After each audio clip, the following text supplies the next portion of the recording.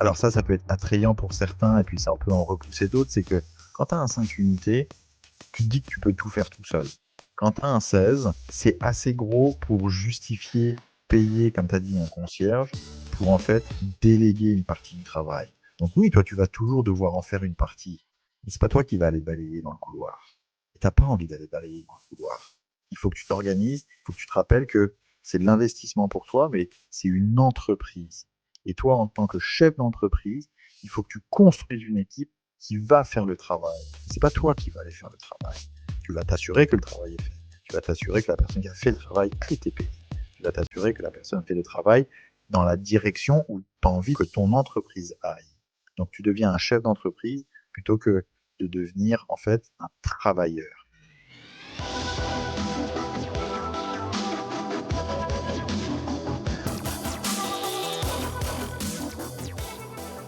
Bonjour tout le monde, bienvenue pour ce nouveau numéro de mon patrimoine. Je suis super content parce qu'aujourd'hui j'ai un profil assez protéiforme parce qu'il a fait plein de choses dans sa vie. On va parler bien évidemment finances personnelles, finances pro, particulièrement immobilier, mais un certain type d'immobilier. Mais avant ça, je vais vous introduire, ou du moins je vais proposer à mon invité mon super Axel de se présenter succinctement. Salut Guy, bah écoute, merci de l'invitation pour aujourd'hui.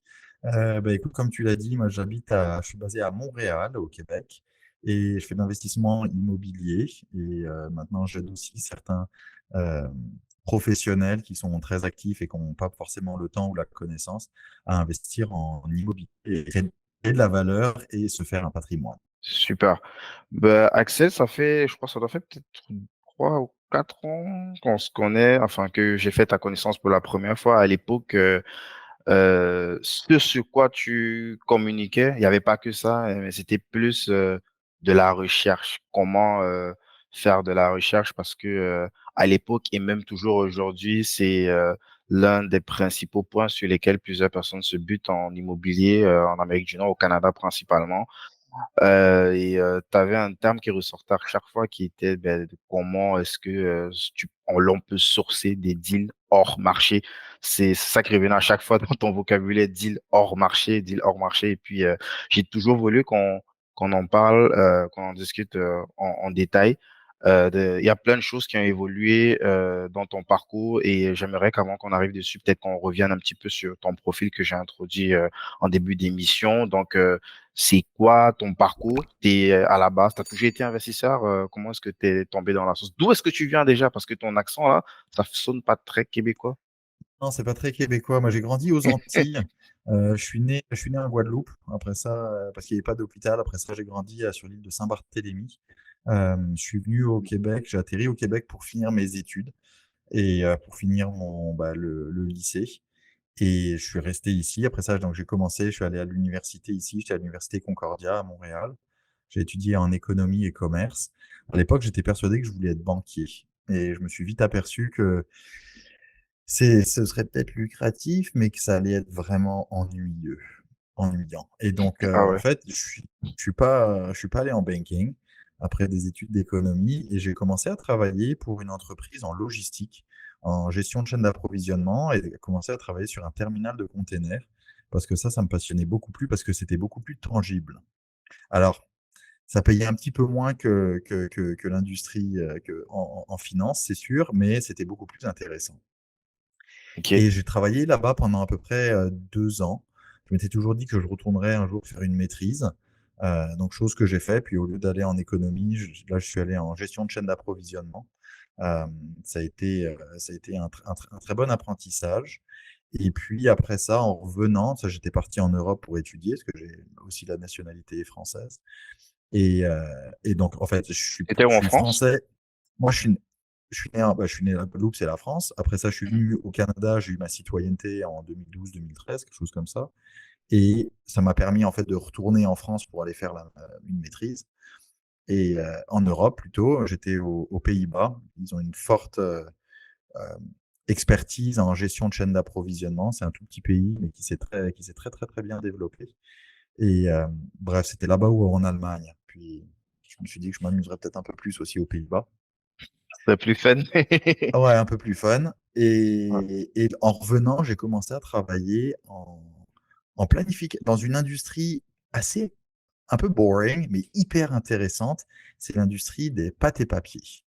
Alors, qu'est-ce que c'est la pâte et papier? C'est des usines en fait qui fabriquent du papier. Le papier, on pense qu'il y a un seul type de papier, alors qu'en fait, il y en a des centaines de, de papiers différents suivant Mhm, l'utilité. Et moi, je planifiais la production pour des usines qui étaient ici au Québec et aux États-Unis. Et c'est comme ça que je suis rentré dans le corporate world. Et je suis resté en fait dans cette boîte pendant à peu près 5 ans. Ça a été un excellent apprentissage. J'ai pas mal évolué. J'ai commencé en planification de la production. Après ça, je suis passé en logistique. Et après ça, je suis passé aux achats. J'ai eu différents postes pendant ces 5 ans. Au début, j'ai commencé tout seul, puis après, j'ai eu une petite équipe, puis après, j'ai eu une plus grosse équipe, ce qui m'a aussi permis de développer beaucoup plus de leadership skills. Et ça a été une très très belle période d'apprentissage, même s'il y avait toujours un moment où je me disais, oh, j'ai toujours l'impression que je peux faire un peu plus. Puis c'est vrai que quand on est dans une grosse structure comme ça, quelquefois ça tue un peu l'esprit entrepreneurial, parce on a beau avoir des bonnes idées, si on peut pas les développer, les mettre en place, ça n'avance pas. Et là-bas, j'arrivais pas à nourrir ce côté de moi où je voyais des opportunités partout. Puis je me disais, mais pourquoi on fait pas ça? Pourquoi on fait pas ça? Mais parce que c'est pas Et moi tu qui décidais. proposais et puis tu avais des recals à chaque fois, quoi. Ouais, ouais, ouais. Mais bon, après ça, moi j'étais en bas de l'échelle, hein, quelque part c'est normal, c'est juste que je pense qu'il y a des choses qu'on aurait pu faire différemment. Et en fait, je suis extrêmement, euh, comme on dit en anglais, grateful de toute cette période parce que c'était un excellent apprentissage. Et pour tous ceux qui écoutent, qui savent pas trop quoi, qui sont en début de vie, en début de carrière et tout ça, allez travailler pour quelqu'un d'autre, allez apprendre aux dépens de quelqu'un d'autre. Vous allez en général être formé, et même si vous n'avez pas l'impression que c'est vraiment de la formation, juste le fait de travailler là-bas, ça va beaucoup vous faire apprendre et, euh, et vous allez évoluer. Et puis ça vous prépare, et puis il faut traiter cette période comme en fait moi j'appelle ça le springboard, c'est le tremplin. C'est que tu es quelque part, tu travailles, et puis au bout d'un moment, il y a une autre opportunité qui vient, et elle est disponible parce que tu t'es un peu cassé les dents et que tu as appris ailleurs. Donc, voilà, c'est ce que j'ai fait pendant 5 ans. Puis après, je suis allé travailler pour un de nos fournisseurs dans le rail. Au Canada, on a deux grandes compagnies ferroviaires qui s'appellent le CP et le CN. Et moi, je travaillais beaucoup, beaucoup avec le CN. Et en fait, c'est eux qui sont venus me chercher. Et là, je suis parti aux achats euh, parce qu'eux, tout leur département était en restructuration. Et ça s'est avéré être un peu une erreur, en fait. C'était une grosse boîte. Moi, c'était au moment où on avait j'ai 2 enfants maintenant, c'était au moment où Mhm, l'aîné est né. J'étais à l'hôpital. Ma femme était là, c'était le lendemain de l'accouchement. Et moi, j'étais en train de finaliser mon offre. Que je ne, tu sais, à y refaire maintenant, je me suis dit que j'ai peut-être fait beaucoup d'un coup, mais bon, comme ça, on pouvait le faire. Et là, je suis allé travailler dans une autre grosse structure encore aux achats, et j'aurais pas dû, parce qu'en fait, les achats, c'était pas mon dada. Moi, c'était la logistique, c'était de bouger des trucs, c'était de se dire comment on bouge 1000 tonnes entre le Québec et la Californie de manière la plus efficace, la moins chère, pour respecter l'échéancier dont notre client a besoin. Et ça, c'est ce mhm. que j'aimais faire, qui est vraiment de la gestion de chaîne d'approvisionnement à part entière. Nice. Hum, Est-ce que à l'époque, tu as déjà commencé à faire là, t'es plus en emploi, non? Tu es complètement. Non, alors là, j'étais encore salarié. À l'époque, tu veux dire? Non, non, je veux dire actuellement. Tu es Non. complètement sorti ou tu Ah oui, bosses je suis toujours complètement sorti. Ça fait 5 ans maintenant, 5 ans, 6 ans. 5 ans? J'ai démissionné en 2019. Euh, 2018 ou 2019? Je sais plus. En fait, donc, Mhm, auprès ça, au CN, aux achats, je suis resté 1 an. Et mhm, puis, je préparais une sortie. Et ce que j'ai fait, c'est que déjà, je commençais à avoir un fort attrait pour l'immobilier. mhm, Parce qu'avec ma femme, quand on s'est mis ensemble, en fait, on avait tous les deux un petit condo. Un condo chacun, mais le sien était plus grand que le mien. Et donc, ce qu'on a décidé de faire, c'était que elle a tout. Alors, déjà, ma femme a toujours été une grande inspiration pour tout ça. Elle a toujours eu une belle vision et il y a plein de choses que j'ai fini par faire grâce à elle, et je lui suis extrêmement reconnaissant. Elle avait un appart et elle m'a dit on va rénover la cuisine et la salle de bain et on va les louer à des expats françaises, que c'était près d'une des écoles françaises de Montréal, Stanislas. Et elle m'avait dit on va les louer. Puis moi, mon client idéal, ce sera un couple d'expats français qui enverront leurs enfants à cette école. Et puis même l'idéal, ce serait d'avoir que le loyer soit payé par l'entreprise. Puis là, bien sûr, ma chérie, oui. C'est bien d'avoir des rêves. C'est Tu bien. croyais quand même un peu ou Non, moitié? non, pas Ah vraiment. ouais, quand même. Mais je me disais, bah, peut-être, mais bon, tu sais, ça paraît Pourquoi quand même pas? beaucoup, on verra, etc. Et en fait, bah, on a passé un été à rénover la cuisine et la salle de bain, et elle a trouvé exactement ça. Et déjà, ça, c'était un des apprentissages. C'est que moi, je pensais que quand on a de l'immobilier, qu'on cherche des locataires, bah, en fait, bah, c'est les locataires qui nous trouvent. Mais en fait, ça, c'était une belle grosse erreur. C'est nous qui trouvons notre profil de locataire qu'on veut.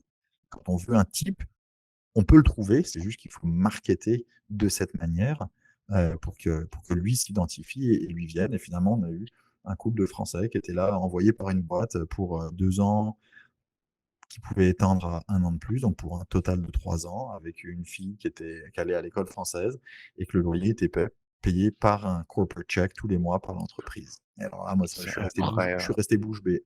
Et là, je me suis En dit, fait, ah, elle a ok, pensé en amont, avant même de ouais, développer le projet, elle avait déjà ouais. identifié, Oui, parce que c'était un quartier qui était très bien pour ça. Et puis rien que la proximité avec cette école faisait qu'en fait, il y avait de la demande de ce genre de profil. Et, euh, et moi, j'étais assez sceptique au début. Et en fait, elle a réussi. Et j'étais assez surpris. J'ai toujours eu beaucoup c'était d'admiration son pour premier elle. deal. Elle, ouais, ouais, ouais. C'est assez impressionnant d'avoir les idées aussi claires sur une Ah, première ah, opération. elle est extrêmement déterminée. En fait, c'est peut-être elle que tu aurais dû avoir en entrevue. Non, Dis-moi, je sais pas si c'est indiscret, est-ce que elle est canadienne? Enfin, c'est plus elle est pour, canadienne, ouais. ah ouais, c'était Elle est pour voir un canadienne, peu mais parce qu'il y a un état sa mère est d'esprit aussi. française. Ah d'accord. Sa mère Parce est qu'il y a il y française. a un état d'esprit nord-américain aussi qui est pas forcément, sans vouloir, Ouais. dénigrer, ce qui se fait en Europe, mais c'est des gens quand même, qui ont, plus d'ouverture d'esprit sur le business, qui ont pas peur d'aller rater, d'aller, s'exposer à l'échec, donc Tu veux dire, dans la mentalité plus nord-américaine, nord-américaine. on Ouais. a moins peur de l'échec, tu as tout à fait raison. Ça, c'est quelque Mmh. chose que... Bon, moi, j'ai peu d'expérience de travail en Europe, mais c'est vrai que ici, on le dit fréquemment, it's okay to fail, just fail fast and fail forward. Et puis tu Mmh. recommences, puis tu passes à autre chose. Mais ouais, alors que c'est vrai que dans la mentalité française, faut pas prendre trop de risques, faut pas faire de vagues. Alors bon, peut-être que ça a changé, puis que je m'y connais pas non plus, hein, ça, Ouais, je te c'est tout à rassure fait pas du possible. tout. Mais donc, en fait, c'est comme ça qu'on a commencé. Donc, on a emménagé dans mon condo qui était plus petit, et puis on a loué le sien qui était plus grand. Et donc on s'entendait bien, on travaillait tous les deux dans le corporate. Et voilà, on a évolué comme ça. Moi, il y avait un moment où j'avais toujours l'impression que je pouvais en faire plus. Et en fait, moi, j'ai donné ma démission et j'avais trouvé il y avait quelqu'un qui m'avait fait un peu des appels en me disant, écoute, moi, j'ai racheté une petite boîte, il y aurait du consulting à faire, si ça te dit, on fait ça ensemble. Donc moi, j'ai démissionné, puis je suis allé travailler avec lui.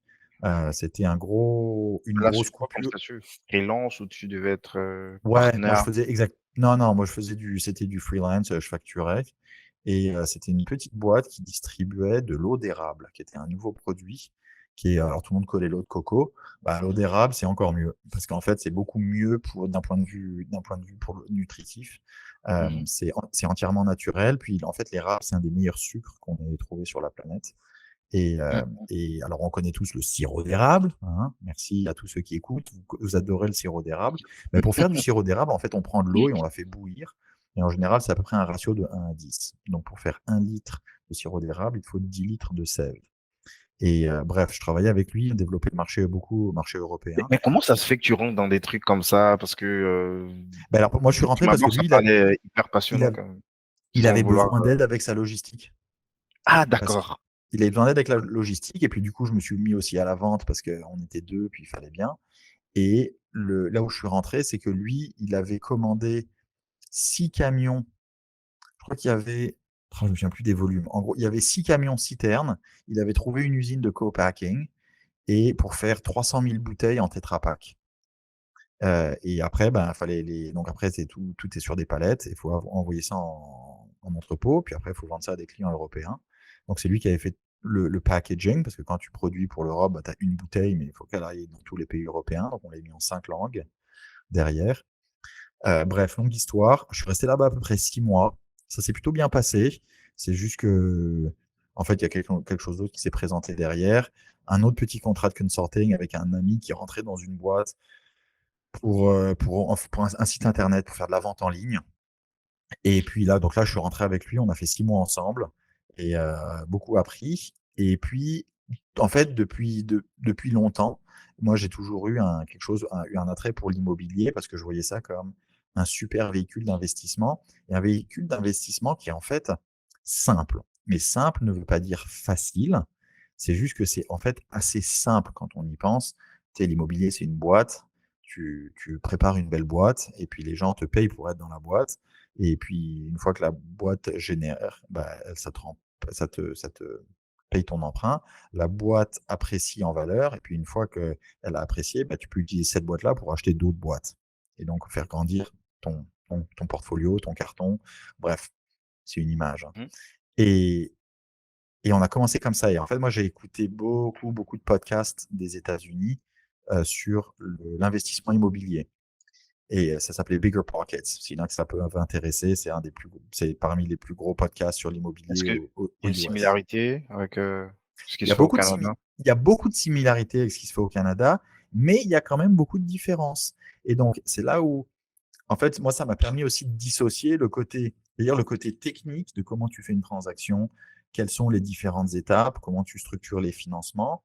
Euh, et donc ça, c'est plus le côté technique. Et après, le côté plus mindset, qui est sur tu as une idée dans la tête, tu as envie d'aller faire ça, tu t'éduques, tu te formes, et puis après tu vas le faire, et puis la première fois tu vas pas y arriver, la deuxième fois tu vas pas y arriver, la troisième fois tu vas pas y arriver, la quatrième fois tu vas avoir un petit peu de résultats, et il faut continuer. Et donc, d'écouter Bigger Pockets, moi ça m'a beaucoup motivé. Alors j'ai appris des choses d'un point de vue technique, même si au Québec, au Canada, c'est différent des États-Unis. Il y a quand même beaucoup de similitudes, mais ça m'a énormément aidé d'un point de vue mindset parce que ben, tu sais, c'était sous forme d'entrevue, puis ils interviewaient quelqu'un qui a commencé il y a 3 ans et qui, en l'espace de 3 ans, est passé de 0 à 40 unités locatives. Quelquefois, c'était 300. Tu sais, ça dépend. Et puis, quelquefois, Mmh. c'était 20. Et c'est OK. C'est pas... Mais c'était de voir que, waouh, si les autres, ils y arrivent, bah, peut-être que moi, je peux y arriver aussi. Et donc, en blaguant, je dis que moi, je me suis fait j'ai eu une maîtrise en immobilier, en écoutant des podcasts, j'allais dire, je me mettais sous perfusion. Je rigole Ouais, évidemment. ouais. Et donc j'ai beaucoup appris comme ça. Et en fait, en sortant de ce deuxième contrat de consulting, hem, je cherchais et je m'étais dit: «OK, là j'arrête, heu, je vais aller trouver un projet». Je me cherchais un petit multifamilial. Alors pour ceux qui sont familiers avec le Québec, bah, vous savez ce que c'est les plex. Pour ceux qui ne le sont pas, en fait, la manière dont la ville a été construite, c'est qu'il y a énormément de constructions sur 2 à 3 étages qui sont divisées en, on va dire, bah, duplex, 2 unités, triplex 3, 4, 5, 6, jusqu'à 6. Et puis après, il y en a encore, après c'est 2 fois 4, donc on fait des 8, on fait 16, etc. Et donc ici, il y a beaucoup la culture du plex. Et beaucoup de gens, bah, ils habitent quelque part et puis quelquefois ils en achètent un, puis ils emménagent et puis si c'est un triplex, ils louent les 2 autres et bah, les 2 loyers leur permettent de payer l'hypothèque qu'ils ont sur la propriété. Et donc nous, c'est ce qu'on cherchait à faire. Alors nous, on avait déjà depuis le temps déménagé du petit condo et on s'était mis dans un petit duplex qu'on avait rénové. Au début, on avait un locataire, et puis après lui, il est parti, on a converti en unifamilial et et donc là, on cherchait une propriété à revenus. Et donc on s'est trouvé un cinqplex à Lachine, dans l'un des pires quartiers des pires quartiers. C'est Ville-Saint-Pierre. C'est un espèce de triangle. Pour ceux qui connaissent pas Montréal, c'est un espèce de triangle entre la voie ferrée, l'autoroute et le bas de la montagne, qui est un quartier qui, dans le passé, a eu un peu de violence, un peu de drogue, qui était pas toujours très facile, mais ça se gentrifiait, ça évoluait. Donc, et puis, c'était un price point qui était beaucoup plus accessible pour nous. On a payé un très bon prix. Alors évidemment, en fonction du quartier, mais même dans ce quartier-là, c'était un bon prix. On avait payé un 5 unités à 490 000 à l'époque, c'était en 2019. Ouais. Et on voyait, il y avait beaucoup d'opportunités de, d'améliorer la propriété. Déjà, ça avait été très mal entretenu. Il y avait 2 unités, il y avait une chambre qu'on a convertie en 2 chambres parce qu'il y avait de la place au sous-sol qui était pas utilisée. Donc, on a fait un escalier entre les deux, puis on a converti un demi-sous-sol qui avait des fenêtres en une grande chambre. Et puis dans l'autre, bah, c'était en fait pareil, une chambre où derrière il y avait un énorme local technique avec des fenêtres. Bah, et puis on a juste réduit la taille du local technique, puis on a rajouté 2 chambres et heu et en fait on a créé beaucoup de valeur et ça a été un projet par lequel on a beaucoup appris. Et ça je pourrais en parler pendant des heures, donc je vais garder ça court. Ouais. Et donc voilà, on a fait celui-là, puis là on a fait un cycle complet. Et puis moi je sortais du corporate world, je sortais de l'entrepreneuriat, puis 2 mandats de 6 mois de consulting. Et à l'époque, je pensais que c'était une très bonne idée que je parte le matin. Donc il y avait des grosses rénovations à faire, que j'ai beaucoup fait moi-même, puis après j'ai pris un contracteur Ah ouais, pour pour finir. Ouais, donc moi j'ai fait plusieurs mois de démolition, tout seul, et je pensais que c'était une très bonne idée, une très bonne utilisation de mon temps. Chose que je me suis aperçu après que ça ne l'était avec le pas, recul. Ok. avec le recul, mais c'est pas grave, ça fait partie de l'apprentissage et j'ai vraiment fait de ce projet-là de A à Z. Et plus jamais est-ce que je ne referai ça comme ça, mais je regrette pas parce que ça a été un excellent apprentissage. Mm, mm. Yes. J'aimerais revenir sur la première acquisition, enfin celle que ta femme a faite. Mmh. Est-ce que au moment où elle prend la décision d'aller sur le type de profil expat, est-ce qu'il y a une ambition business derrière ou c'est vraiment un complément de revenu? Est-ce qu'il y a l'ambition de créer un empire, d'aller chercher une forme de liberté radicale ou c'est OK, il y a une opportunité, j'ai déjà fait cette acquisition, bah, il y a moyen peut-être qu'on l'optimise de telle sorte qu'il soit euh, euh, qu'il s'adapte en Productif. fait à ouais exactement. Je sais pas Ouais, si tu c'était vois un plutôt peu le fond de ma oui, je question. vois complètement ta question. C'était beaucoup plus dans cette direction-là. C'est juste que, bah, elle savait qu'elle avait un bon actif qui avait besoin d'être un petit peu repositionné, mais c'était tout. C'était pas dans Pas l'objectif plus de: que «Oh, ça, il y c'est a la». pas l'idée de multiplier derrière, d'aller chercher deux trois trucs de Pas ce type-là, pas quoi. encore, pas tellement. C'était juste: «Oh, bah, il y a un bon actif, il faut quand même qu'on le maximise». Mais c'était pas encore à l'époque perçu comme un levier pour après aller en acquérir d'autres. C'était juste de se dire: «Ben, il y en a un bon, au moins qu'il soit utilisé à sa pleine capacité». Et OK. et et rien que celui-là aussi, ça a été une excellente période d'apprentissage. Puis c'est là où après, tu sais, c'est facile de se retourner puis de dire: «Ah ouais, là j'ai appris plein de choses. Ah là j'ai appris plein de choses». C'est juste que quelquefois quand on est dedans, ben, c'est un peu décourageant, c'est pas facile. Puis on se demande Mmh. pourquoi on fait ça, mais en fait, il faut persévérer. Pour tous ceux qui écoutent, qui veulent se construire un patrimoine, quelle que soit la direction et la manière dont vous essayez de le faire, il faut persévérer. Ça vient pas en 30 jours, ça vient pas en 90 jours, ça prend des années et c'est des années après qu'on se dit: «Waouh, le travail et l'énergie qu'on a mis à payer». C'est juste qu'au jour le jour, quand on est le nez dedans, on voit pas forcément le bout du tunnel. Yes. Et au moment où justement tu, passes sur du multi-logement, j'ai bien envie de comprendre un peu la transition puisque c'est pas naturel. La plupart des gens, ils pensent que c'est en alignant des condos, en tout cas des petits deals qu'on pourrait, retrouver une forme de liberté, d'autonomie financière. Heu, Comment est-ce que, déjà, qu'est-ce qui te fait penser que c'est la bonne stratégie d'aller directement sur du gros deal, sur du multi-logement? Et Très bonne aussi, question. comment est-ce que tu le finances? Puisque tu me dis qu'à l'époque, tu avais un statut qui était un petit peu pas très clair, quoi. C'est-à-dire de Mmh mh. travailleur autonome versus Mmh. gestionnaire de Inc. Comment est-ce que c'est vu Mmh. par les banques? Comment est-ce que tu finances tes trucs? Alors, c'est une excellente question. En fait, pendant que comme je le disais, comme j'ai écouté beaucoup, beaucoup de podcasts là de Bigger Pockets des États-Unis et en fait, ça, ce là où ça m'a ouvert les yeux, c'est qu'il y a vraiment 2 manières différentes d'investir. Il y a la première où on se dit: «Oh bah, j'ai acheté un condo, ou et puis je le loue et cetera». Sauf que ça, c'est pas scalable et beaucoup des gros investisseurs à succès, eux, ce qu'ils disaient au contraire, c'est: «Faut mettre le maximum d'unités sous le même toit». Parce qu'après ça, tu commences, t'achètes un business. 5 unités, c'est une business, c'est une entreprise et plus tu arrives à rentrer, j'allais dire directement élevé, quelque part, oui, c'est une grosse marche à monter, mais une fois que tu y es, en fait, c'est pas si compliqué que ça. Et le modèle financier d'un multilogement est une fois que tu comprends comment ça marche et la valorisation, ça devient beaucoup plus clair pourquoi ce type d'actif est aussi demandé par des gros fonds de pension, par, des grosses entreprises d'investissement.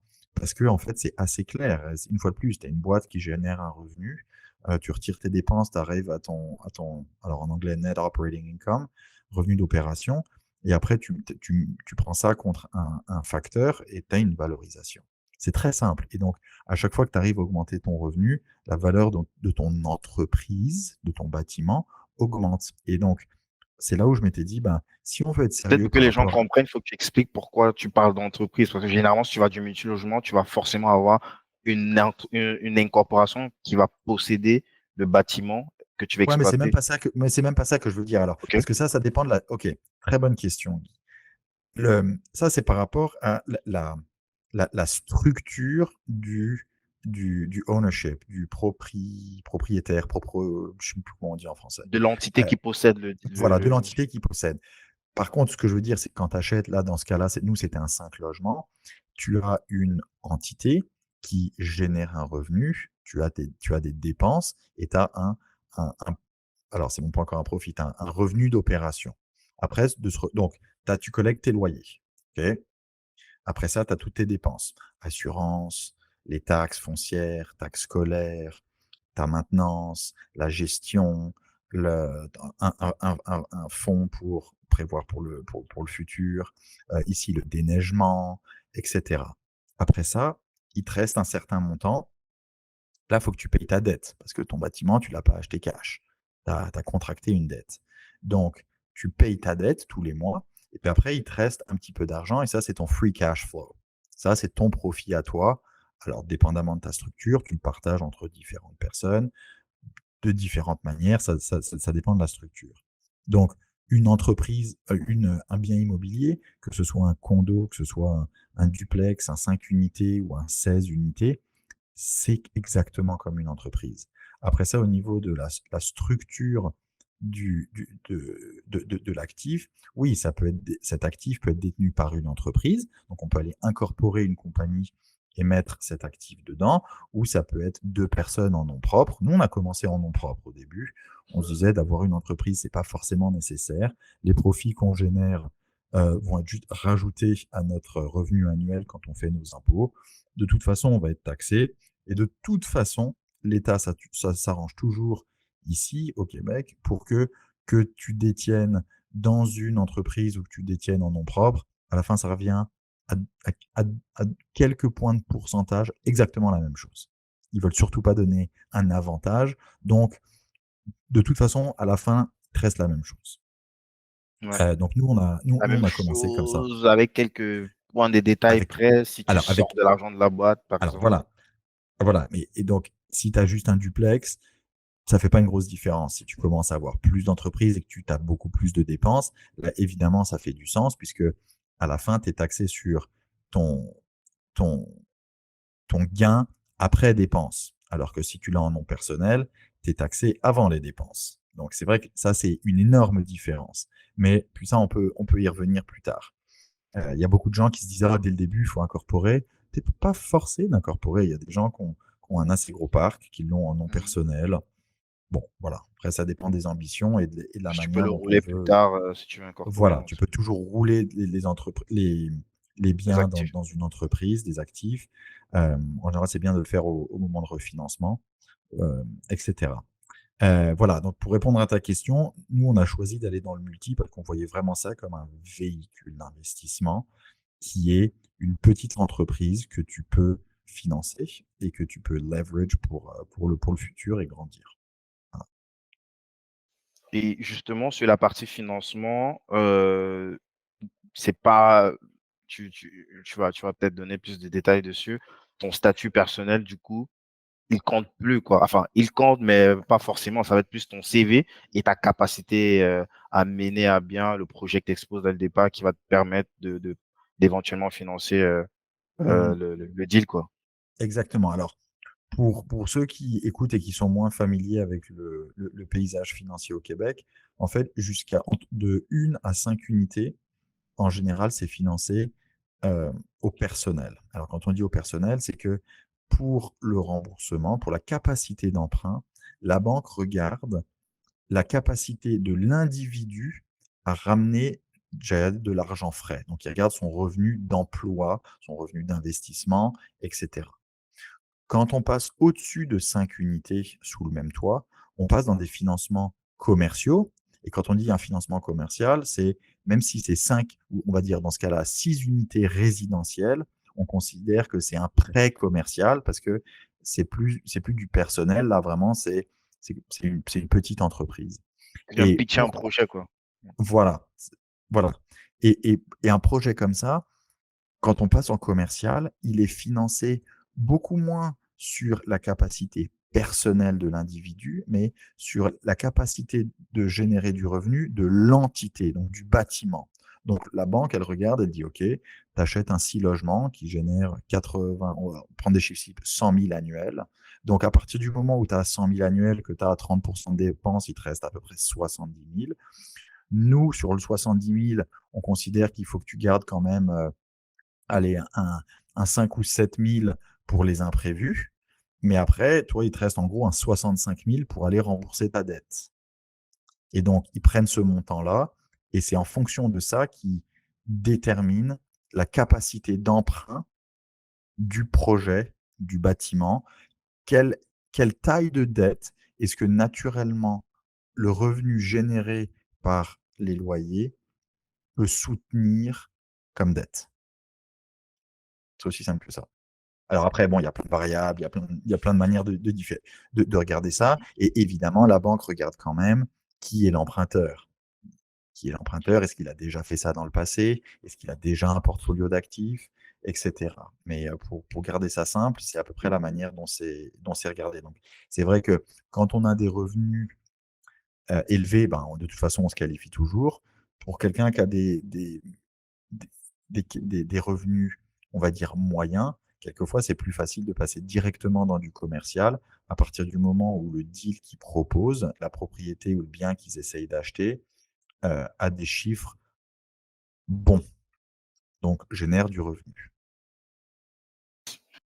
Yes. Est-ce que c'est quoi la suite? Ok, tu passes sur du multilogement, tu as fait Donc on est cette passé dans première le opération. multi. Ouais, donc la suite, en fait, on est passé dans du multi. On a fait donc un 5 logements. Après ça, on a continué avec, on en a acheté un autre 5 logements. Après, on a acheté un 4. Après ça, on a acheté un autre 4. Après ça, on a acheté un autre 5. Et, et puis après ça, en fait, on est parti de là. Et puis surtout, on a beaucoup appris quand on faisait des rénaux. En fait, une fois qu'on avait fait un cycle complet avec le premier, donc d'acquisition, d'optimisation, de refinancement, où là, on est capable de ressortir tout l'argent qu'on a mis dedans et plus, et de se payer nous-mêmes, et de continuer à être propriétaire du bâtiment. Là, ça nous a beaucoup ouvert les yeux. Et donc après, on a commencé à acheter d'autres bâtiments comme ça. Puis là, on a fait à peu près entre un et deux projets par année de cette manière-là. Puis après, en fait, on a commencé à faire un peu de partenariat. Et puis, euh, on a pris confiance en nous sur notre capacité à rénover. Et en fait, on aime créer des lieux de vie. Et c'est vrai qu'après, on s'est attaqué à des projets qui avaient besoin de plus de rénovation. Et puis là, maintenant, on est même rentré dans de la construction à part entière. Yes, je voudrais qu'on rentre justement dans le détail sur la partie construction.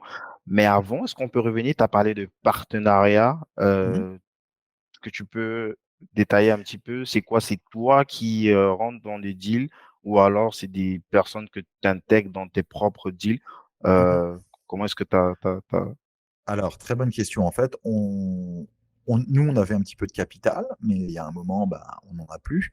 Et donc, pour continuer à grandir, bah, il faut faire ça avec d'autres. Alors, il y a le partenariat, il y a pour faire rentrer du capital, puis il y a aussi pour pouvoir se diviser les tâches. Parce que quand on se divise les tâches et qu'on est capable de se concentrer juste sur ce qu'on a envie de faire ou ce dont à quoi on est bon, ça nous rend la vie partenariat, beaucoup donc plus c'est dans le facile. mot. Voilà, la base du partenariat. Et donc, c'est ce qu'on a commencé à faire. Il y en a qu'on a structuré où c'était pour de l'équité. Donc, une propriété où bah, on a un partenaire qui est propriétaire aussi du bâtiment. Il y en a d'autres où on a fait rentrer, on avait besoin de capital pendant une période donnée. On a fait rentrer un partenaire qui lui, avait juste un retour sur son investissement, qui a mis X montant d'argent, qui était payé X pourcentage, et pendant une période donnée. Et une fois qu'on avait fini le projet, et qu'on a mis un financement bancaire en place. On a remboursé ce partenaire et lui a pu continuer à faire autre chose après.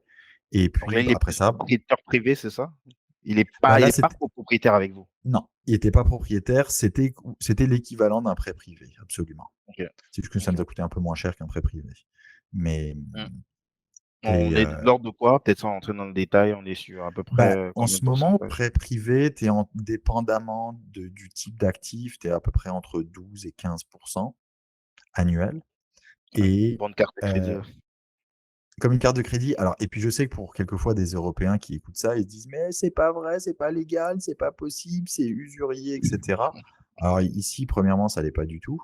Et ça, c'est une industrie qui, tu sais, je compare à la France, qui n'existe pas en France, qui existe ici, qui est assez développée et qui est extrêmement utile, justement pour faire le pont. Parce que les banques sont quelquefois frileuses, les banques sont difficiles, les banques sont lentes.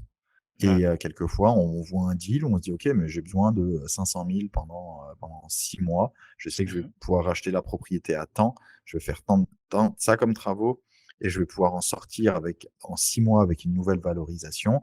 Et une fois que la propriété sera stabilisée, et quand je dis stabilisée, ça veut dire on a fini les rénaux et on a loué toutes Les les locataires. unités, voilà, et qu'on a des baux signés, bah, là, maintenant, on peut aller sur du plus long terme. Donc là, on peut mettre un financement hypothécaire d'une banque traditionnelle en place. Yes, Donc, et puis, tu sais, c'est toujours pareil, il faut pas regarder ce que ça coûte, il faut regarder ce que ça rapporte. exact. Et Pour ça, ceux qui c'est veulent creuser le point sur les j'en ai déjà parlé sur le podcast sur le prêt privé, il y a un excellent bouquin de Tony Robbins, c'est le dernier bouquin, The Holy Grail. Où il a interviewé, vu que dans son network, là, il a plein de milliardaires et il leur a posé la question, quel est l'asset avec lequel ils ont pu leverage à outrance et ce qui revient à chaque fois sur le prêt privé. Donc, c'est bah, très bien développé. Donc, je recommande yeah. les personnes qui veulent un petit peu mieux comprendre, c'est qui sont pas très initiés à ce thème de prêt Mmh. privé d'aller check ce bouquin-là, quoi. Mais tu amènes un excellent point, Guy. Et c'est vrai que, en fait, nous, ce que nous ça au début, ça fait un peu peur. Heu, mais en fait, tu sais, si on dézoome par rapport à toute cette conversation qui est pour ton podcast sur, tu sais, sur mon patrimoine, qui est vraiment par rapport à les gens se disent souvent: «Oh bah, je veux gagner plus d'argent». Mais c'est pas une question de gagner plus d'argent, c'est qu'il faut changer son rapport à l'argent, parce que pour faire de l'argent, il faut de l'argent, et c'est de se construire un patrimoine. Construire un patrimoine, ça veut pas dire gagner plus d'argent, c'est 2 choses différentes. Pour moi, en tout cas, faire un patrimoine, c'est avoir des actifs qui produisent du revenu et des actifs qui augmentent en valeur. En tout cas, moi, ça, c'est ma définition. Tout le monde a une définition différente. Donc Complètement aligné avec. Il y a un thème là et que c'est la croissance du capital est plus pérenne que le, le cash flow court-termiste qu'on peut faire à un moment exact, donné, quoi. Donc, c'est le exact, capital qui donne plus tu vas faire grossir ton capital qui te produit des dividendes, plus tu vas atteindre ce saint Graal qui est mmh l'autonomie financière, quoi. exactement. Et c'est là où, pour tous ceux qui écoutent et qui veulent faire plus, déjà formez-vous, éduquez-vous, mais c'est surtout repensez à toutes vos pensées limitatives, vos croyances limitatives. Et très souvent, c'est par rapport à l'argent, le rapport à l'argent. Et de se dire: «Ouais, mais t'es fou d'emprunter à 15%. Ouais, mais moi, si ça me rapporte 50% annuel, c'est Qu'est-ce pas que je fou du tout. Mhm, Heureusement que je le fais. Là, je serais bête de pas le faire». Et donc, c'est juste qu'il faut être sûr de comment on utilise cet argent et quelle valeur on va créer avec. Hem, j'ai fait plusieurs prêts privés jusqu'à maintenant. Ça s'est toujours bien passé parce qu'on a eu un plan, on savait ce qu'on fait, on était sûr de notre projet, et on a créé énormément de valeur. Et tu sais, ça, c'est un des autres skills pour ceux qui écoutent, qui sont intéressés par l'immobilier. C'est que au début, on se dit: «Il faut que je passe beaucoup de temps à apprendre tout le côté technique. Comment je fais une transaction? Comment je loue? Comment j'optimise?» et cetera. C'est vrai. Mais ça, plus on est au début de notre spirale d'évolution, plus ça devient une partie importante. Plus on évolue dans la spirale, plus c'est une partie qui diminue, parce qu'en fait, ça revient toujours un peu la même chose. Par contre, il faut développer d'autres skills comme bien communiquer en public, savoir lever des capitaux, savoir vendre. Quand on dit vendre, je dis pas de faire du porte-à-porte, c'est vendre, c'est comment convaincre quelqu'un d'embarquer dans un projet avec nous, avec leurs ressources, quelles que soient leurs ressources. Quelquefois, c'est de l'argent, quelquefois, c'est du temps, quelquefois, c'est des connexions, Du c'est des réseau. connaissances, etc., le réseau, etc. Et donc, l'investissement immobilier, plus on en fait, plus on évolue. En fait, moins ça devient de l'immobilier et du technique, et plus ça devient juste, j'allais dire, du business. Business, ouais. Et c'est tout à fait normal. Et moi, c'est ce que je dis souvent aux gens qui me contactent par le podcast et tout ça, en me disant, mais c'est quoi des skills que je devrais développer? Franchement, une bonne communication, une bonne présentation, et puis de faire quelques deals pour que tu te fasses un historique et un track record, pour qu'après, quand tu essaies de lever des capitaux, tu peux dire, bah, tu sais, j'en ai déjà fait 3 comme ça, là, c'est le quatrième, embarque avec nous. Et, euh, et ça, je pense que Yes. quelquefois, c'est un peu sous-estimé. Bah, j'ai une question sur la prise de décision. Comment est-ce que je décide pour embarquer des personnes stratégiques d'aller soit sur du prêt privé, soit sur du partenariat, c'est-à-dire des personnes qui vont prendre des participations dans le deal. Parce que forcément, même si les deux peuvent amener au même résultat, dans un cas comme dans l'autre, je suis beaucoup plus avantagé en fonction des interlocuteurs qui sont en face de moi. Quels sont les éléments pour toi, avec ton expérience à toi, qui me permettent de décider d'aller sur soit le prêt privé, soit sur du partenariat, avec ce que ça incombe comme conséquence? Parce que Mhm. si on parle de partenariat avec des participations, ben, c'est comme du mariage. Donc, Ouais, c'est du one shot, quoi. Donc, on est marié pendant plusieurs années, même après la revente, parce que je sais que après le flip, si jamais il y a un flip, tu es quand même responsable pendant quelques années de ce qu'il peut avoir comme conséquence dans ce que tu as vendu, quoi. Si jamais il y a un truc, je sais pas, je suis sur ma question un petit peu claire. ouais, absolument. Déjà, dans le partenariat, c'est un peu comme dans n'importe quelle relation. Déjà, avant de se marier, on date. Ok, on saute pas en partenariat à personne qui se rencontre un soir puis qui se dit on va se marier demain. Pas comme ça que ça marche. Avant de se marier, Mm. on va souper ensemble, on fait des activités, on passe du temps, on voit si on s'entend bien. La deuxième chose, c'est que pour entrer en partenariat, il faut être complémentaire. Si on est pareil, ça sert à rien. Ce qu'il faut, c'est se mettre avec des gens qui ont un set de skills qui est différent du nôtre. Par exemple, il y en a qui sont très forts d'un côté technique, mais pas du tout en finance. Puis après, il y en a qui sont très forts en finance, mais pas du tout du côté technique. Donc ça, eux, peut-être qu'ils peuvent bien s'entendre parce que leur union fait qu'ils ont des traits et des capacités qui s'additionnent. Donc ils deviennent plus forts ensemble. Pour revenir à ta question, la de se mettre en partenariat, déjà, il faut que chaque partenaire apporte quelque chose au groupe. Il y en a qui va être très fort en marketing, il y en a un qui va être très fort en financement, il y en a un qui va être très fort en prospection, il y en a un qui va être très fort en gestion, il y en a un qui bref, et il faut que chaque personne apporte quelque chose que les autres n'ont pas. Comme ça, après, chacun devient responsable de cette partie-là. Et moi, dans les bons partenariats que j'ai vus, les gens sont capables de se dire, OK, on a identifié un deal, on va dire qu'il y en a 4. Un des 4 a identifié un deal, ils se mettent d'accord que, OK, ils rentrent, ce deal coche toutes les boîtes de critères qu'on a de quel genre de deal est-ce qu'on veut faire. Après ça, il y a une personne qui est responsable pour le financement. Il tient les autres au courant, mais c'est lui qui travaille dessus. Après ça, le financement est fait, on a acquis la bâtisse. Après ça, il passe le dossier maintenant au, celui qui va faire la construction, le contracteur. Alors lui, il a une équipe, pas forcément lui qui va prendre le marteau, la perceuse, etc. Évidemment, il a une équipe, c'est lui qui gère ça, il garde tout le monde au courant. Et une fois que la bâtisse, elle a été construite, elle est stabilisée, optimisée, bah après ça, ils prennent tout le dossier et ils le passent à celui qui va faire la gestion. C'est lui qui va être responsable de ce volet-là. Maintenant, pendant tout le cycle, j'ai découvert, j'ai décrit 4 étapes majeures. Tout le monde va toujours être au courant de ce qui se passe. C'est juste qu'il y a quand même vraiment une personne qui est responsable de cette étape-là, et c'est lui qui gère ça, qu'il ait plus de connaissances, qu'il ait plus de connexions, qu'il ait plus de... Peu importe. C'est lui qui est responsable, et lui, c'est ce qu'il apporte au partenariat. Yes. Donc, il, Est-ce que quelqu'un qui a juste du cash parce que c'est un apport financier, bah, c'est un argument suffisant pour juste être rentrer dans un partenariat.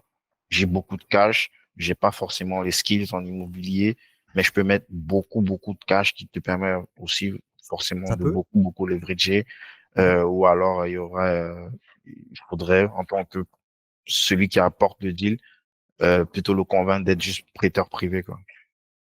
Ça dépend. Ah oui, pour revenir à ta question,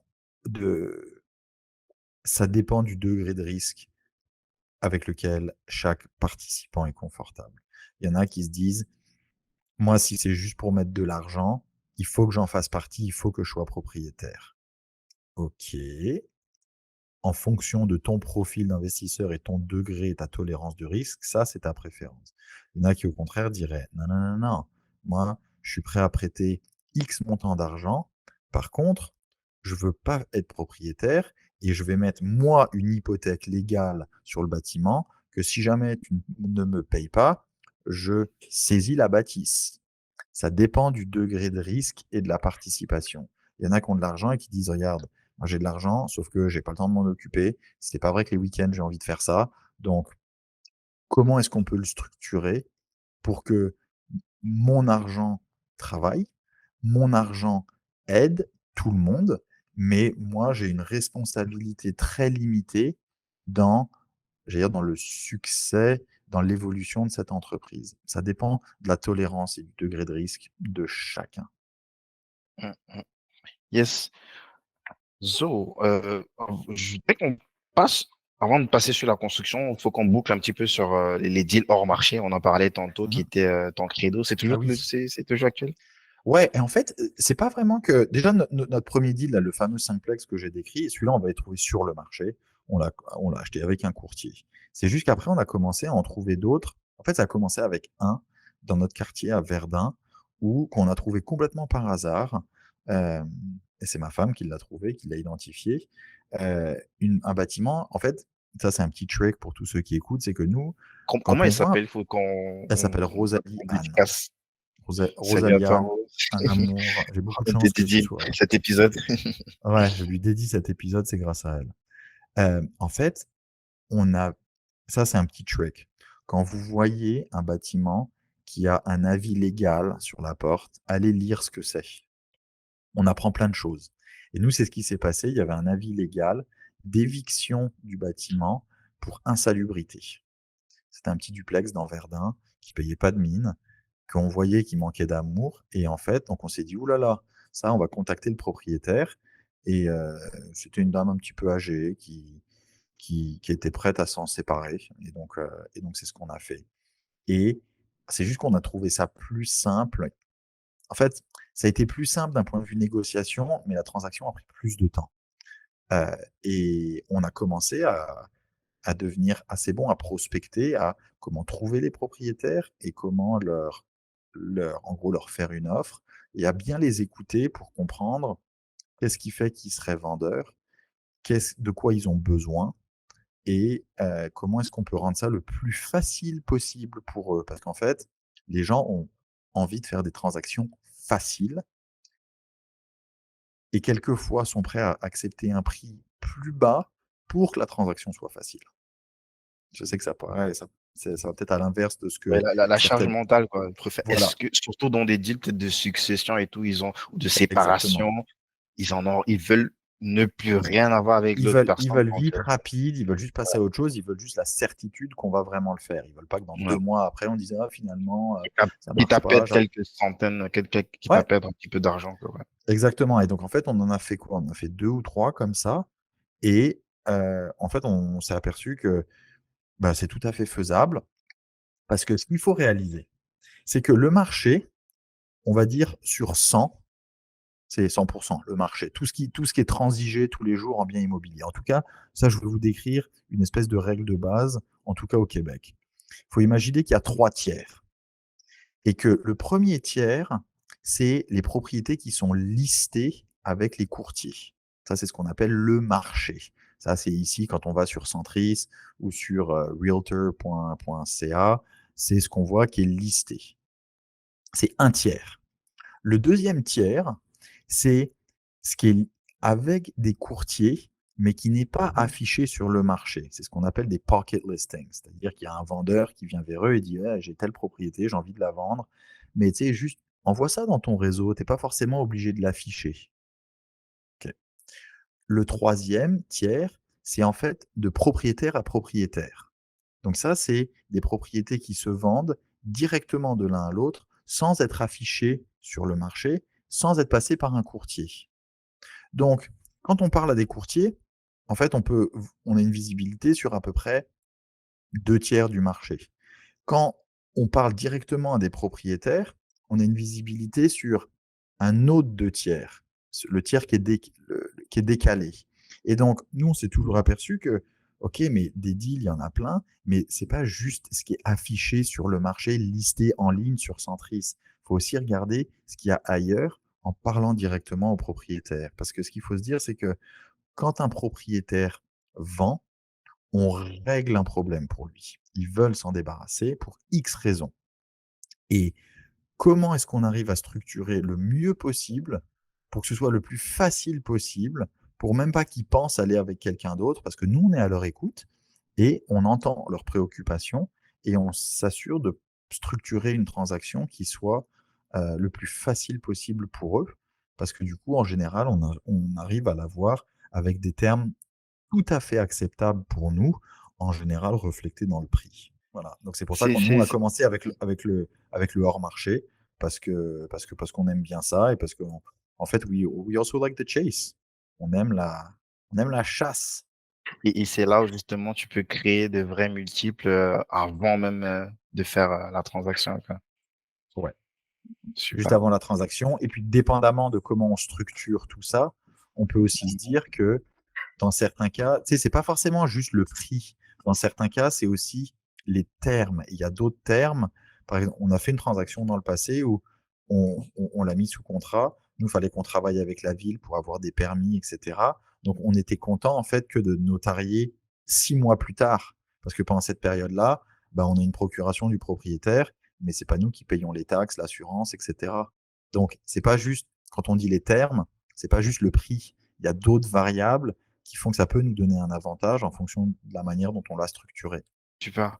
Maintenant, pour revenir sur la construction, j'ai l'impression que c'est quelque chose c'est quelque chose sur laquelle tu vas beaucoup te concentrer, ou bien tu t'es beaucoup concentré ces derniers mois et limite, j'ai l'impression que tu as envie de basculer, enfin, peut-être pas à 100%, mais au moins à 80% sur les prochains deals qui arrivent déjà. Pourquoi est-ce que tu es rentré dans ce, j'ai envie de dire, ce bourbier? Tu vas me Ce dire bourbier, ah, très intéressant ce bourbier. Ouais, ouais. C'est une bonne question en fait. C'est que ça a commencé en 2022. J'ai eu la possibilité d'acheter des terrains au nord de Montréal, dans la petite ville de Saint-Jérôme, juste à côté de la gare et en face d'une université. Et c'était pour construire. Et après les projets qu'on avait faits, moi j'étais prêt à faire le saut de vraiment rentrer dans de la construction neuve. Alors ce projet-là a Et beaucoup justement, évolué depuis pourquoi est-ce que parce tu que penses à la construction? Je dis parce que je vis à peu près la même chose avec un partenaire. On a aussi un deal de construction. Rien que Mhm. les emmerdes d'obtenir ce permis de construire, justement, tout est lent, en fait. Rien, tu peux rien faire. On n'improvise pas, quoi. Tu as des trucs où tu peux prévoir pour 6 mois, pour 9 mois, et tu passes 2 ans, 3 ans dessus, quoi. Donc, Ouais. pourquoi est-ce que toi, tu rentres dans ce truc-là, et ensuite tu pourras développer comment est-ce que ça se passe, quoi. Alors, il y a plusieurs volets à cette question. La première chose que je vais te dire, c'est que on est payé en fonction de la taille des problèmes qu'on résout. Et comme quelque part, ça fait beaucoup de peur à plein de gens, il y en a moins qui le font. Donc en général, ça paye plus. On est mieux rémunéré.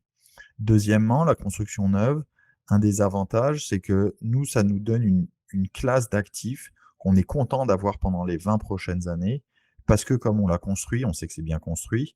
Puis c'est vrai qu'au début, il y a quand c'est bien construit, il y a beaucoup moins de maintenance à faire que sur des bâtiments qui ont 70 ou 80 ans, qu'on a rénovés, et qu'il y a toujours un peu quelque chose qui, à moins que tu aies tout refait, tout refait, tout refait, il y a toujours un peu quelque chose qui commence à partir en vrille.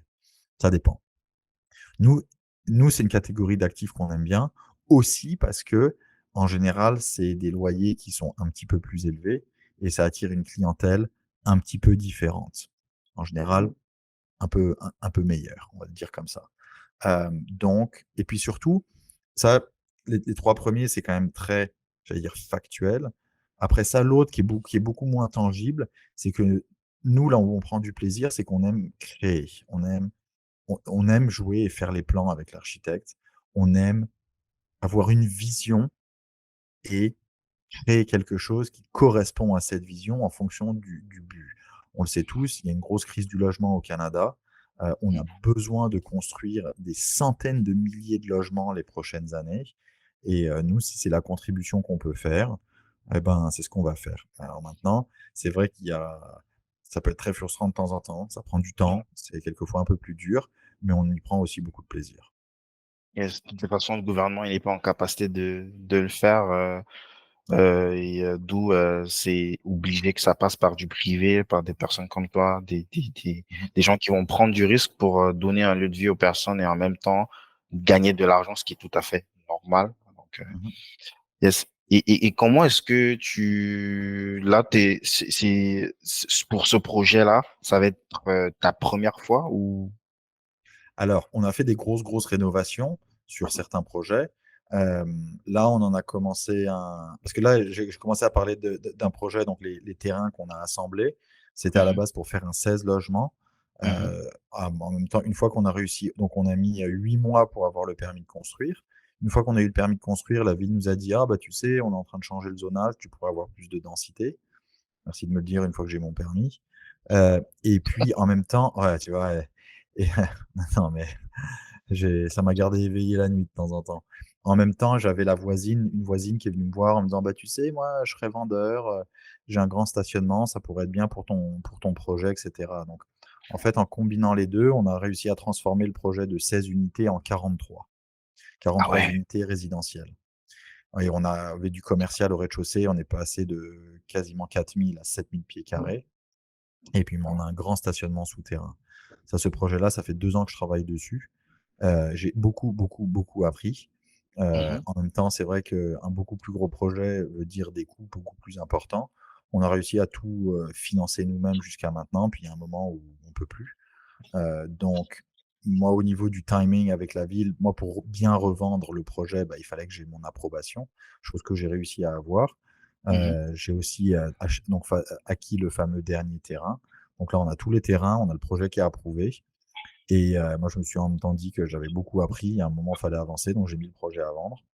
Un peu à contre-cœur, mais aussi pour me dire: «À un moment, il faut faire un choix». Puis maintenant que je l'ai mis à vendre, en fait, il y a de l'intérêt pour finir le projet ensemble. Donc là, j'ai des rencontres en ce moment avec d'autres développeurs et des entreprises de construction pour qu'on finisse le projet. Et puis aujourd'hui, en cette, belle journée d'octobre où on enregistre ce podcast, la Banque du Canada vient d'annoncer une nouvelle baisse des taux d'intérêt, ce qui est excellent pour nous, ouais, parce que c'est-à-dire que l'argent emprunté coûte moins cher, donc on peut mhm. avoir plus de financement, Plus de donc liquidité. plus de liquidité pour construire le projet. Donc là, le projet est naturellement en train de s'améliorer et ça nous encourage beaucoup. Donc maintenant, on va voir si c'est pas encore sûr. Est-ce qu'on va le vendre? Est-ce qu'on va le finir en partenariat? Je sais pas encore. Alors maintenant, j'ai jamais construit, même un 16 logements, j'ai jamais construit ce qu'on appelle ground up de cette taille, là, de la terre pour sortir avec un bâtiment complet.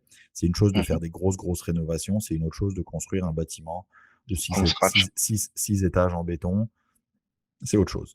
Maintenant, en parallèle de ça, on avait donc des plus petits projets dans la région de Montréal. Et puis là, on en a commencé un autre il y a à peu près 2 3 semaines. Ça, c'est un duplex qu'on reconstruit à neuf, puis on rajoute 2 étages. Donc c'était un bâtiment qui avait 2 unités locatives, qu'on transforme en 4 unités locatives en rajoutant 2 étages. Ça, c'est une construction neuve, c'est juste qu'on doit pas regarder une partie de la façade parce qu'il faut qu'il y ait une continuité pour la ville, mais tout va être fait. On retourne à la fondation, tout va être fait. Donc ça Yes. maintenant des projets comme ça nous paraît beaucoup plus facile. Et c'est des trucs que tu entrevois, c'est plus ce type de deal que tu comptes envisager la suite de tes invests ou tu vas toujours un petit peu mixer On va continuer à mixer. Comme on a dit avec mon épouse, on aime bien nous faire nos petits projets sur le côté.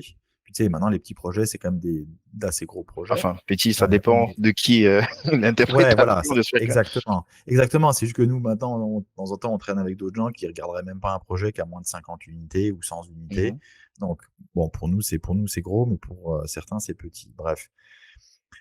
Là, moi, je veux qu'on trouve la sortie pour ce projet, là, les 3 terrains. Après ça, on mhm, verra. Là, je me mets pas la pression. On a déjà pas mal de pain sur la planche. On en a acquis un autre récemment. Donc là, on commence toute la période de travail avec la ville, de permis, etc. On a largement assez de travail en ce moment. Euh, voilà, on verra après. J'apprends aussi à quelquefois ralentir pour mieux accélérer. Et c'est bien quelquefois de finir ce qu'on a déjà d'ouvert avant de commencer à entreprendre autre chose. yes.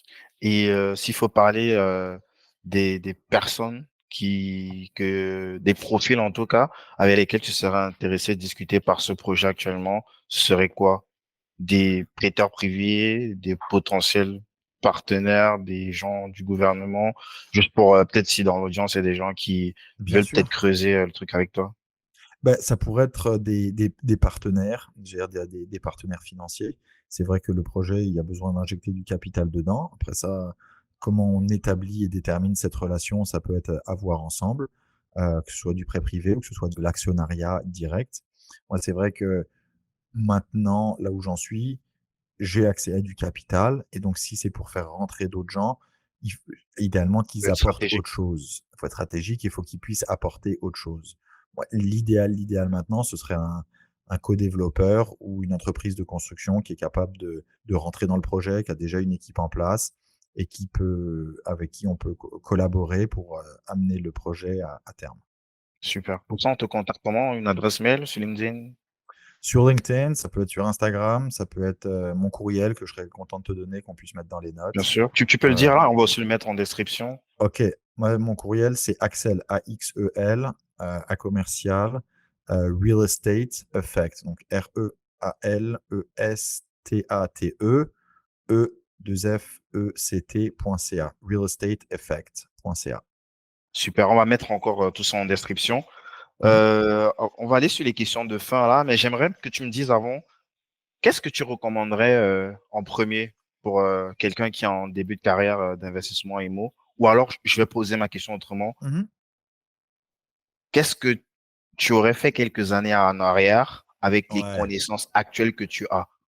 Condo, petit projet, multi, directement du développement. Et je vais encore préciser Mmh. avec un profil d'investisseur que je qualifierais haut de gamme sans dénigrer les personnes, c'est-à-dire, je Bien sais pas, sûr. un consultant TI qui fait du 100, 120 000 par an, qui est calibré pour aller quand même sur des trucs conséquents, quoi. Mmh. C'est une excellente question et en fait, les 2 sont extrêmement combinés. Enfin les 2 questions que tu as posées. Quel conseil je donnerais au début à quelqu'un qui commence? C'est très simple, OK? On va pas conduire un hélicoptère sans passer une licence. On ne va pas faire de la plongée sous-marine sans faire un minimum de formation parce que ça peut être dangereux. La première chose à faire, c'est apprendre et se former. C'est comme tout dans la vie. Est-ce qu'on pourrait commencer à aller piloter un avion tout seul? Bon, si tu fais assez de simulateurs sur l'ordinateur, peut-être que tu es assez bête pour prendre le risque, sauf que tu as une grande chance de faire un accident et d'y laisser ta vie. L'investissement immobilier, on n'y laissera pas sa vie. Par contre, on peut en sortir dans une très mauvaise situation financière en faisant des erreurs qui auraient pu être évitées si on s'était formé. Donc moi, le premier conseil, la première chose à faire, c'est que avant de te dire que tu vas aller acheter un actif à 500 000, va prendre le premier 10 à 15 k et investis-le en toi. Va te former. Va apprendre comment ça marche et commence à traîner avec des gens qui sont quelques années en avance sur toi. Ok. Si tu te dis que dans quelques années, tu voudrais avoir un portfolio de X unités, trouve des gens qui ont fait ça, qui font ça et va traîner avec eux, même sois volontaire pour travailler pour gratuitement quelques heures par semaine, juste pour apprendre, juste pour être avec eux, juste pour écouter et entendre les conversations, regarder comment ils travaillent et se former avec des gens qui font ce que tu as envie de faire. Voilà, ça c'est là où commencer. Pour revenir au deuxième volet de ta question qui est, sachant ce que je sais maintenant, qu'est-ce que j'aurais fait différemment avant? J'aurais encore plus investi en moi dans la formation pour pouvoir arriver et rentrer à un niveau plus haut. Et ce que je veux dire par ça, c'est que je suis très content d'avoir commencé avec 5 unités. Mais avec ce que je sais maintenant, et en fait, c'est souvent le conseil que je donne, c'est forme-toi, puis ta première propriété, achète pas un 5, achète un 15. Parce qu'en fait, entre un 15 et un 5, c'est quasiment la même chose. C'est juste que les chiffres sont un peu plus gros. C'est juste qu'il faut être un peu plus structuré dès le début, etc. Mais c'est pas 3 fois plus dur, même si c'est 3 fois plus d'unités. Et donc, forme-toi pour devenir un tout petit peu plus sophistiqué et avoir un peu plus de confiance en ta capacité de le faire, pour que quand tu rentres dans ton premier deal, tu rentres dans un deal qui est plus gros. Qui dit le plus gros, forcément, on parle de rendement, de cash flow qui est beaucoup plus conséquent parce que l'énergie que tu vas mettre en alignant des dizaines de portes de condos en termes de management, c'est pas pareil que un bâtiment avec plusieurs logements à l'intérieur où tu as ton propre concierge, où Mhm. t'as pas à te trimballer plusieurs spots d'admin, tu as un seul truc qui est piloté en one shot. Donc, Exactement. Et en plus, alors ça peut être attrayant pour certains, et puis ça peut en repousser d'autres, c'est que quand tu as un 5 unités, tu te dis que tu peux tout faire tout seul. Quand tu as un 16, c'est assez gros pour justifier payer, comme tu as dit, un concierge pour en fait déléguer une partie du travail. Donc oui, toi, tu vas toujours devoir en faire une partie, mais c'est pas toi qui vas aller balayer dans le couloir. Et t'as pas envie d'aller balayer dans le couloir. Il faut que tu t'organises, il faut que tu te rappelles que c'est de l'investissement pour toi, mais c'est une entreprise. Et toi, en tant que chef d'entreprise, il faut que tu construises une équipe qui va faire le travail. Mais c'est pas toi qui vas aller faire le travail. Tu vas t'assurer que le travail est fait. Tu vas t'assurer que la personne qui a fait le travail a été payée. Tu vas t'assurer que la personne fait le travail dans la direction où tu as envie que ton entreprise aille. Donc, tu deviens un chef d'entreprise plutôt que de devenir en fait un travailleur.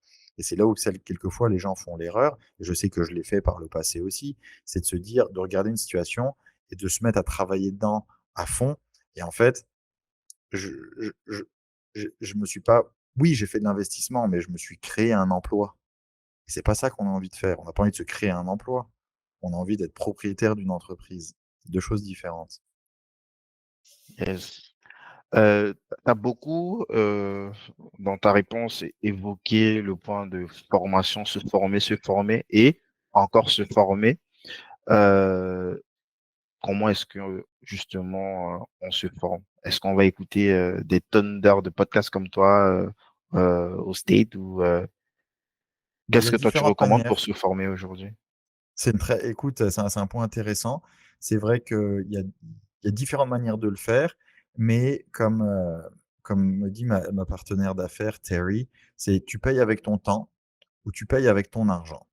Et ce qu'on veut dire par ça, c'est que à la fin, tu vas pouvoir apprendre, mais si tu choisis de payer avec ton temps, tu vas mettre 3 ans pour faire quelque chose que tu aurais pu faire en 1 an.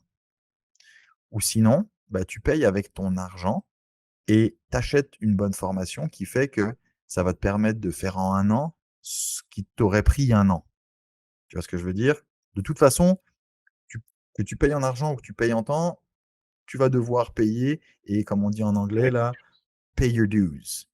Maintenant, la vie est courte.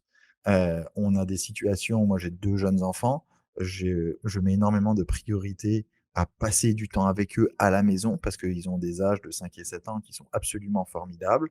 Et ce que j'aurais fait avant dans le passé ou après ma journée de travail, après ça de 7 heures à 10 heures le soir, je serais retourné travailler. Maintenant je le fais pas parce que je veux être à la maison. Et donc je suis prêt à payer en argent alors qu'avant je payais en temps. Maintenant, pour ceux qui écoutent, dépendamment de leur situation personnelle, leur situation financière, moi, je les encourage à aller payer en argent plutôt que de payer en temps. parce que l'argent, on peut en faire d'autres. Puis une formation que tu payes X montant, quand tu fais ton premier deal immobilier, tu as repayé 3 fois ta formation. C'est juste que tu as gagné énormément de temps. Voilà. Donc, pour ceux qui veulent le faire, investissez en vous. Il y a différents programmes. Nous, ce qui s'est passé avec ma partenaire d'affaires Terry Shower, elle s'est construit un beau parc immobilier. Elle fait de la gestion. Elle a écrit un livre qui s'appelle The Mindful Landlord sur la gestion immobilière, comment faire ça de manière sereine. Et en fait, on a des expertises assez différentes. Et avec le temps, il y a toujours beaucoup de gens qui sont venus nous poser des questions. Eh, voilà où j'en suis, je travaille là-dessus, qu'est-ce que tu ferais? C'est quoi les prochaines étapes, etc. Et en fait, au début, on a commencé un mastermind pour aider ces gens-là et pour partager nos connaissances. Et puis là, dans quelques mois, à partir de janvier, on commence un nouveau programme. Et l'objectif est d'aider les gens qui veulent investir en immobilier pour que dans les 12 prochains mois, ils deviennent propriétaires et on va les aider avec ça de différentes manières, d'un point de vue connaissance, d'un point de vue soutien, d'un point de vue communauté, parce que ça, on n'en a pas beaucoup parlé, mais la communauté autour de soi, les gens de qui on s'entoure, c'est extrêmement important pour notre motivation, pour notre réussite. Et aussi, on a un gros volet alors en anglais, c'est accountability.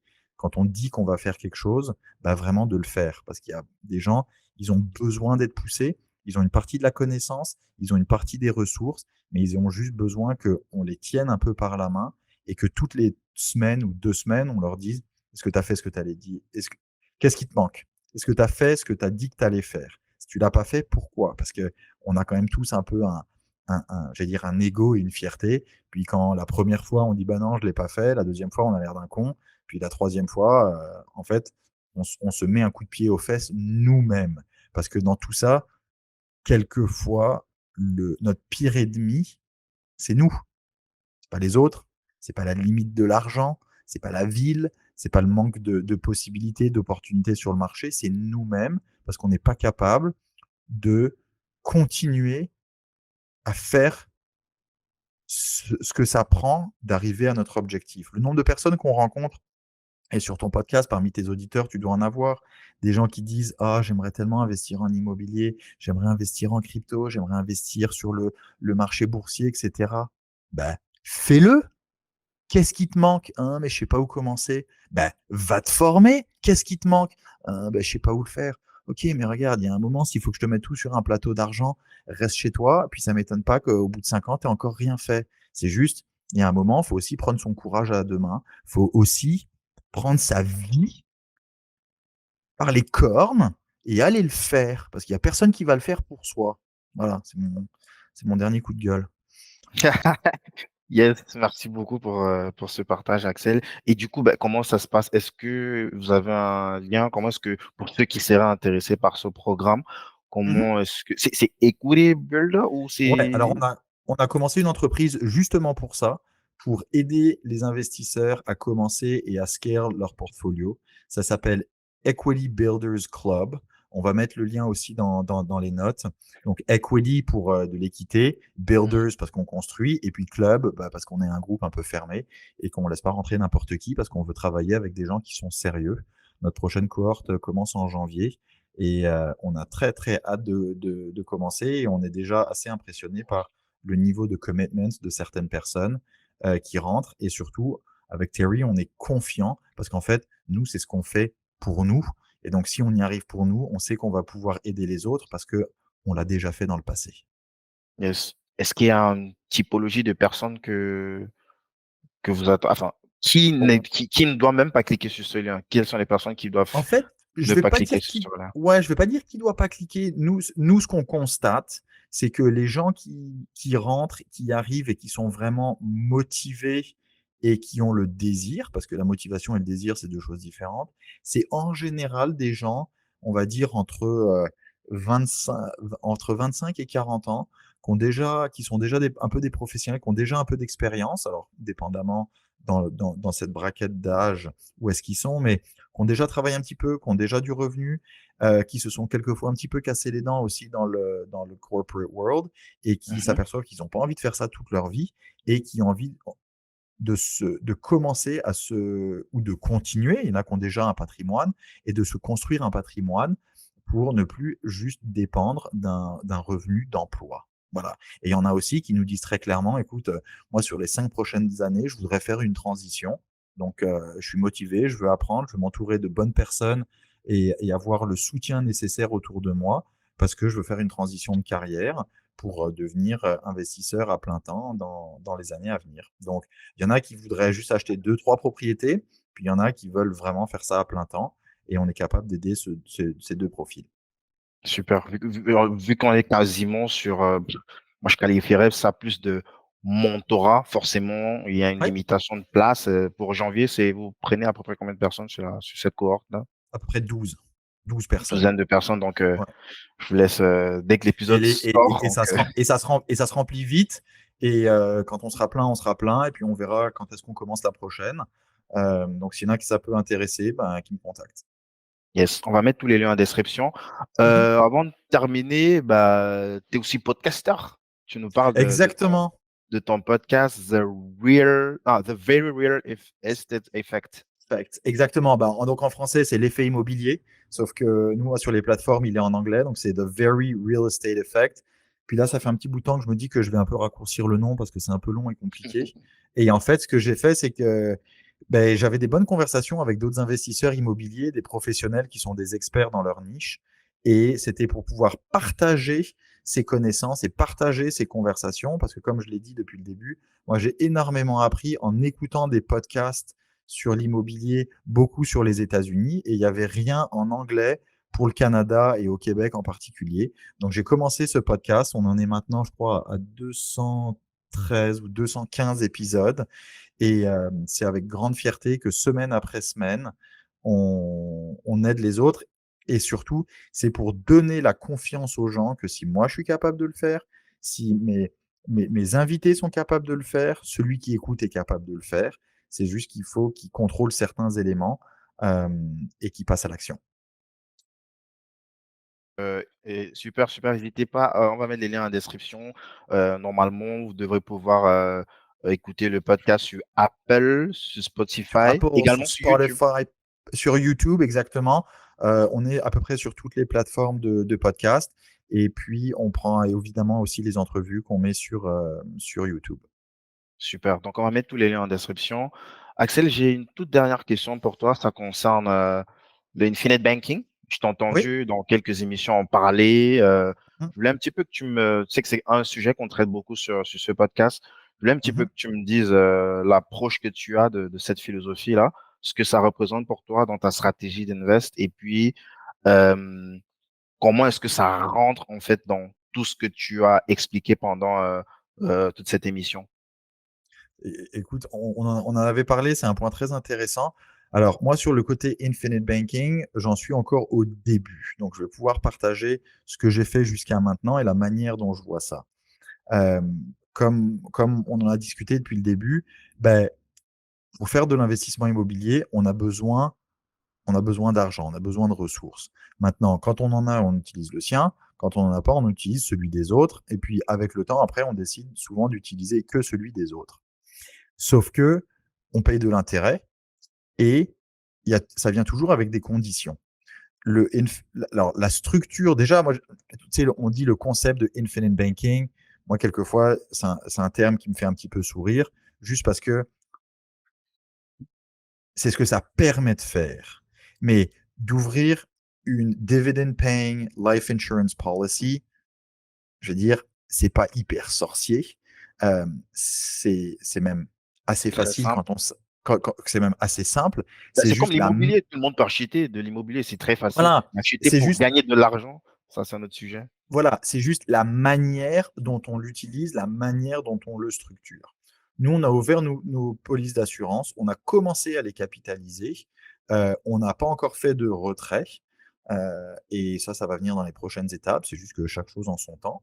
Et nous, ce que ça nous va permettre de faire, puis pour ceux qui connaissent pas le concept, alors je sais que toi, tu en parles beaucoup, donc tes auditeurs doivent être déjà connaître le principe, mais il y en a que quand ils veulent aller s'acheter une voiture, ben, ils vont faire un prêt à la banque. Donc, ils empruntent 30 000, il s'achète une voiture, il repaye capital et intérêt. Est-ce que ça pourrait être intéressant, en fait, de pouvoir emprunter ce capital à nous-mêmes contre le futur et de payer de l'intérêt à nous-mêmes, sachant que l'intérêt qu'on paye dans notre police d'assurance nous revient et augmente la valeur de notre police d'assurance encore plus rapidement, sachant que après, moi, l'objectif quand même de tout ça, c'est de bien vivre, c'est de vivre le plus facilement possible et en fait de mettre en place des systèmes qui permettent de transmettre à mes enfants. Moi, c'est ce que j'ai envie de faire à long terme, de transmettre. Sauf que la transmission, c'est pas toujours facile et dépendamment de où on est dans le monde, ça peut être extrêmement taxé. Il y a certains véhicules qui le sont plus ou moins. Nous, ici, au Canada, c'est quasiment pas taxé.